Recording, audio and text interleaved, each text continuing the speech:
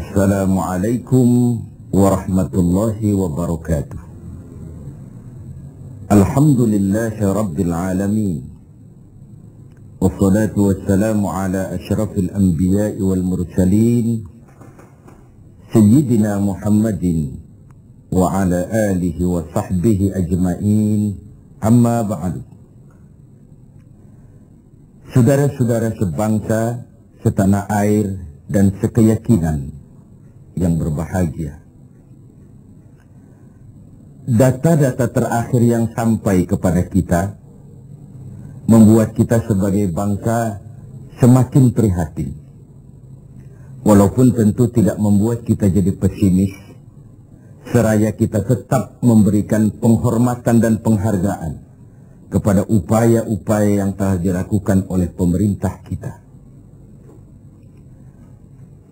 Data itu adalah 3/5 dari jumlah penduduk kita hidup di bawah garis kemiskinan. Ini artinya apa? 60% dari 210 juta rakyat kita hidup di bawah garis kemiskinan dan 20% diantaranya dalam kemiskinan mutlak. Berbagai macam komentar orang, ada yang tetap dalam alur rasional memberikan analisa kenapa dan mengapa ini terjadi.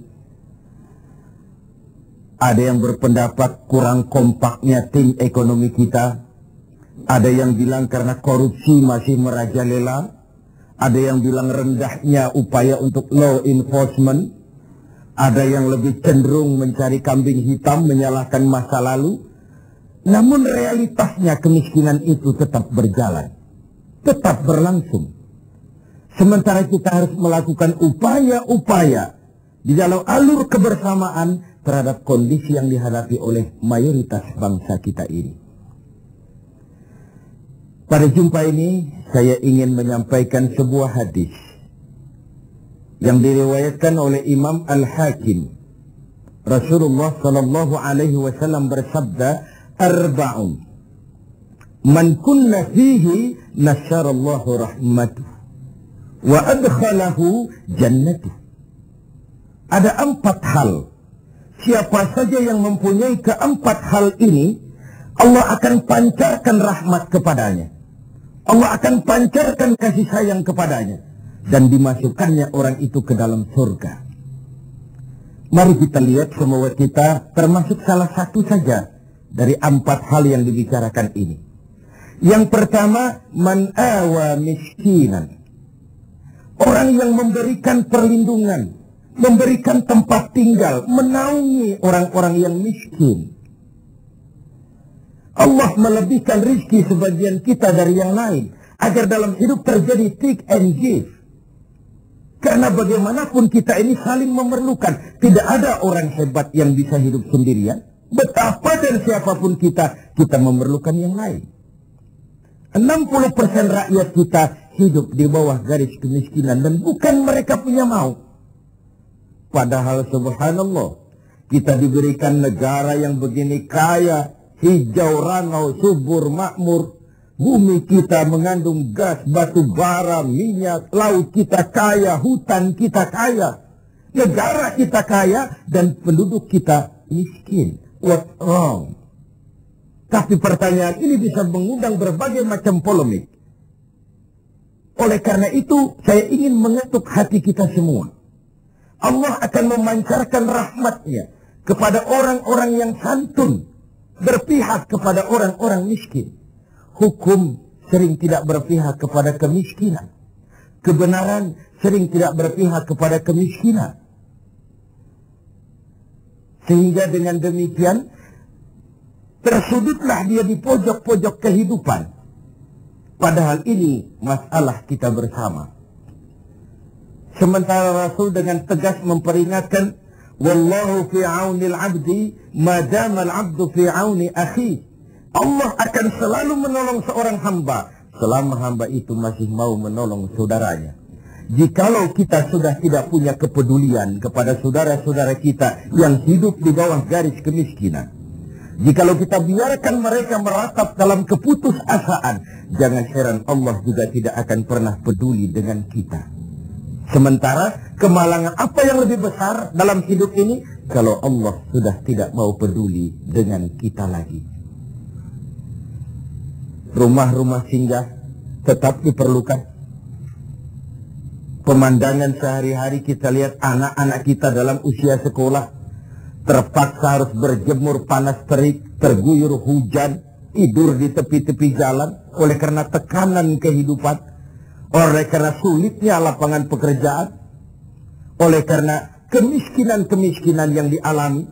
Dan itu semua menjadi tanggung jawab kita untuk berbagi dalam kondisi yang seperti ini.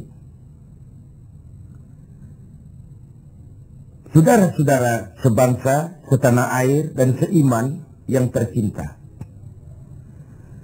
Dengan semangat ini, boleh jadi baju di rumah kita sudah tidak ada artinya. Tetapi ketika kita berikan kepada mereka, akan jadi besar artinya buat mereka. Sementara di rumah kita sendiri, kita sudah hampir lupa ada baju itu. Tidak tersentuh sama sekali. Beratkah kita memberikan sesuatu yang di tangan kita sudah tidak begitu berarti, sementara akan jadi pengarti yang paling besar bagi orang lain. Satu sisi ada orang sakit perut karena kekenyangan, sisi lain orang merintih karena kelaparan. Tidak bisakah kita menyisihkan sebagian saja supaya kita tidak berlebihan dan tetap sehat, sementara yang lain juga tetap tidak merintih kelaparan karena kekurangan makan? Kemiskinan merupakan musuh kita yang paling utama. Dan biang keladinya adalah belum stabilnya perekonomian kita. Penyebabnya bisa bermacam-macam. Karena kurang kompaknya tim ekonomi kita, iya. Karena warisan hutang, iya juga. Baik hutang pemerintah maupun hutang swasta. Karena orang-orang para pemimpin kita belum mampu melakukan terobosan-terobosan ekonomi yang menggembirakan, iya juga. Tapi rakyat kita sesungguhnya, kita lihat. Di lintasan pintu kereta, itu kadang-kadang penjaga pintu juga, kereta masih di mana-mana, pintu sudah ditutup. Panjang sekali antrian itu. Terbes sopir-sopir keringetan. Setengah jam nunggu kereta mau lewat. Ketika lewat keretanya memang 11 gerbong, panjang sekali. Si sopir truk, si sopir bus, si kenek yang keringatan itu, pantas saja lama kita menunggu sampai keringetan. Keretanya yang lewat panjang betul. Ada kepuasan batin.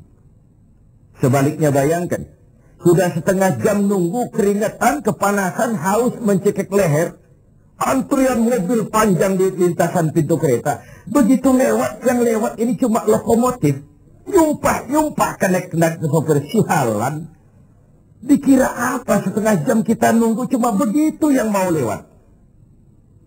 Ini artinya apa? Secara psikologis, rakyat kita ini mau menunggu. Rakyat kita ini mau berkorban. Rakyat kita ini mau memberikan apa yang mereka bisa untuk sesuatu yang besar, untuk sesuatu yang monumental, untuk sesuatu yang bisa merubah keadaan mereka.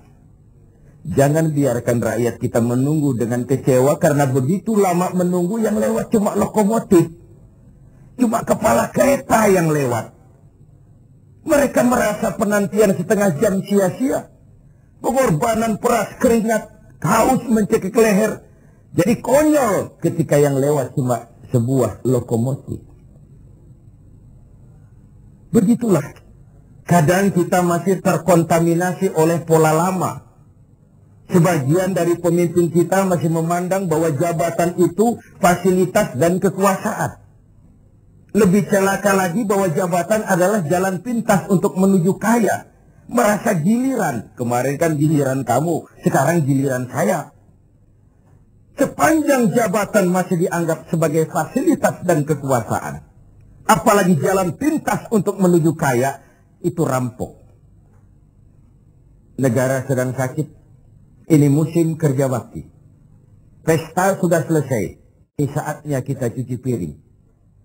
Kita Dalam artian seluruh komponen bangsa. Ya birokratnya, ya teknokratnya, ya ekonomnya, ya agamawannya, ya politisinya. Semua kita. Ini merupakan tanggung jawab kita secara bersama-sama.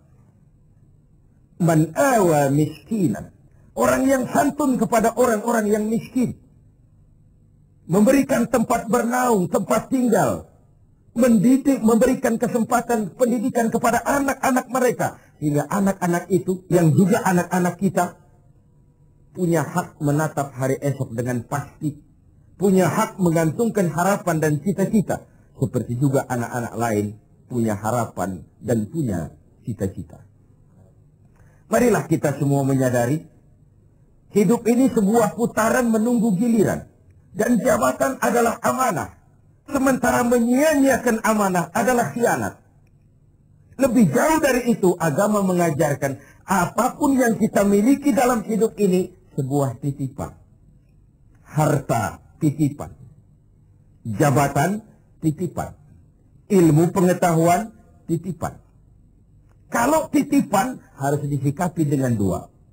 Pertama, titipan harus dijaga baik-baik. Masa ada orang datang ke rumah saya, Pak, saya titip mobil sebentar. Oh, silakan. Saat mobil diambil, kacanya pecah, bempernya penyok, rebannya kempes, knalpotnya hilang, marah yang punya. Saya cuma titip, kenapa tidak dijaga baik-baik? Begitulah Allah menitipkan jabatan kepada kita. Saat nanti diambil jabatan itu berlumur korupsi, berlumur kezaliman, tipu daya, trik, rekayasa. Tentu marah yang menitip ini. Kau harus bertanggung jawab. Ini kan titipan. Kenapa tidak dijaga baik-baik? Harta titipan. Malahan, kalau saudara diberikan ilmu, pertanyaan akhirat cuma satu. Ilmumu kau amalkan untuk apa? Diberikan kita usia yang panjang, pertanyaan akhirat juga cuma satu. Usiamu kau habiskan di mana? Tapi diberikan kita harta, pengadilan akhirat akan bertanya dua. Hartamu kau dapat dari mana? Kau belanjakan kemana? Depan dan belakangnya ditanya dari mana dan kemananya. Itu sebabnya Rasulullah berpesan, hasibu anfusakum qabla an tuhasabu. Hitung dirimu sebelum Allah yang menghitungnya. Dengan bahasa sekarang, kalau malam-malam ada baiknya kita putar film hidup kita ini. Sejak akil balik sampai sekarang, lihat adegan-adegan yang pernah kita lakukan. Oh, tanggal sekian, bulan tahun sekian, saya nyolong, saya korup. Tanggal sekian, bulan sekian, saya nempeleng orang tanpa alasan yang benar. Putar film itu. Apa target dari semuanya? Kalau ada adegan yang tidak pantas, sekarang ini kita masih bisa melakukan sensor. Taubat maksudnya, pemutihan. Ada suara yang kurang jelas, masih bisa dubbing. Ada alur cerita yang kurang utuh, masih bisa editing. Proses sensor, proses editing, proses dubbing masih dimungkinkan sekarang. Sekarang, di dunia ini. Kalau nanti di padang mahsyar, Allah yang memutar film kehidupan kita. Tidak akan ada waktu lagi untuk sensor, dubbing, editing. Yang ada tinggal pertanggungan jawab. Dan hari itu seperti sering kita baca dalam surah Yasin. Al-yawma nakhtimu ala afwahihim. Wa tukallimuna aydihim. Wa tashhadu arjuluhum bima kanu yaksibun. Mulut mereka kami gembok. Tangan mereka akan laporan. Dan kaki mereka akan memberikan kesaksian terhadap apa saja yang telah mereka lakukan. Jabatan adalah titipan. Dia harus dijaga baik-baik. Yang kedua, kalau titipan tidak boleh membuat orang arogan, sombong. Dititipi, sekadar dititipi kok sombong. Apa alasannya? Orang titip mobil ke rumah saya, yang punya mobil pergi, saya petatang-peteteng, membangga-banggakan. Ini mobil hebat, ini mobil mutakhir, ini mobil canggih. Mobil orang titip. Begitulah kita. Ini jabatan. titipan. Kenapa harus sombong? Ini harta, titipan. Kenapa mesti sombong? Ini ilmu pengetahuan, titipan. Kenapa harus sombong? Titipan tidak perlu membuat kita jadi arogan.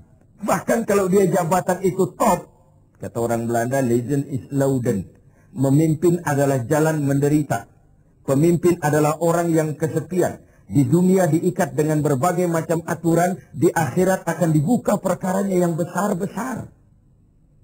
Kesepian karena pada dasarnya pemimpin mengorbankan privasinya. Bahkan keluarganya. Seorang presiden, seorang wakil presiden tidak punya anak, tidak punya ibu, tidak punya bapak, tidak punya paman. Yang punya paman itu pribadinya. Kalau presiden punya anak, lalu anak-anaknya jadi warga negara kelas 1, ikut-ikut ngurus negara, kan ini penyakit kita. Biarkan pemimpin sebagai pemimpin. Karena memimpin adalah jalan menderita. Dan pemimpin pada umumnya orang-orang yang kesepian. Ini musim kerja bakti. Hanya dengan semangat kebersamaan, ke atas saya mengingatkan, ke bawah saya mengimbau. Mari kita berbagi rasa dengan saudara-saudara kita yang hidup di bawah garis kemiskinan. Karena bukan saja ini tanggung jawab nasional, tapi juga tanggung jawab keagamaan. Seorang muslim baru sempurna imannya jikalau dia merasakan apa yang dirasakan oleh tetangga sebelahnya. Bahkan tidak sempurna iman kamu jikalau kau tidur dalam perut kenyang, sementara tetanggamu merintih kelaparan. Belum sempurna imanmu. Begitu kepekaan Islam sampai iman dijadikan taruhan terhadap perbaikan nasib orang-orang miskin.